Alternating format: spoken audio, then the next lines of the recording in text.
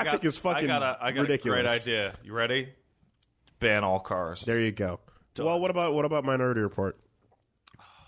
Minority Report's the What was best. the thing there? Everything is an auto driving Everything's car. on a Works for tram. me. Everything's on a tram. And you don't own a car. You can off the in the country and stuff. Super but high in the rates. city, you just call for a car and like then close. I got a friend of mine who works on those cars. Yeah. Like as his job. Man, that shit's coming, man. Oh yeah, It's coming fast. I recently listened to an interesting podcast Sounds talking awesome. about like the sacrifice problem of if. Oh yeah, Yeah. yeah. So it's super interesting. It's like if you're in a self-driving car and you're alone and it's about to hit a family of 4 with children. Yeah. What Barrel right through. What would you? Okay, well, what would you want the car to do? I would want the car to shoot out like a wall of foam. Okay, No, actually, here's the question. So It's like, do you want the car to save you, or do you want the car to save? it can only pedestrians? save one, right? And it's interesting because obviously it's too late now because the way we got into this myself. conversation didn't set it up properly. But you ask people objectively. A car is going with one person in it, and there's 4 people about to get hit by it. Yeah. The car can only save one group. What should it do? And everyone says, "Well, I'll kill the driver because save the family." And the problem got solved when that was actually put to focus groups, and no one's going to buy a car that kills you. Because you then ask the same person the same question, except you are in the car, and everyone's like, "Fuck no, I wouldn't buy that car." No. right? Why would you buy a car that kills you? But everyone agrees the right thing to do would be to save the That's why family. So it's a if you huge. drive a car manually. You never know. You never know what's going to happen. If you have So- an automatic car that makes an automatic decision, Yeah, then so it's a huge conundrum because everyone agrees on what the right procedure should be, but no one personally wants to be the driver of that car.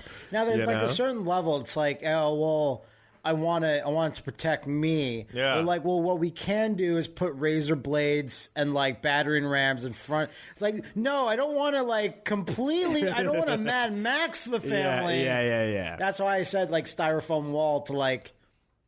I don't know. It's a super interesting like real life moral dilemma that we're actually approaching. Don't worry, and trying to solve. We'll never approach it in Montreal.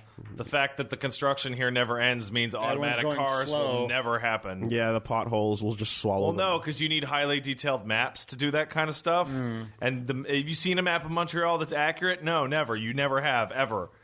Because it's always wrong. Our automatic cars will just have tank treads. Yeah. Yeah. Just fuck it. All right, does everyone go back in the carriages? Just roll over Jimmy, Jimmy 2, and Jimmy 3.